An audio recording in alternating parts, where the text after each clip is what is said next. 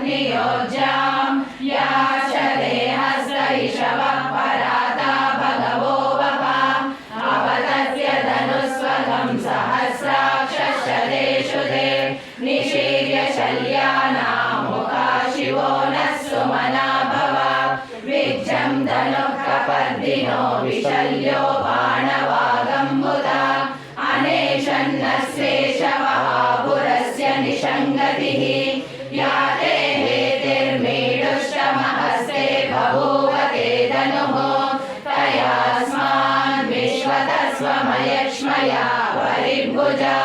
नमस्ते अश्वायुधाय नातताय धृष्णवे उभाभ्यामुदते नमो बाहुभ्यां तव धन्वने परिते धन्वनो वेतिरस्मान् गृणक्तु विश्वतः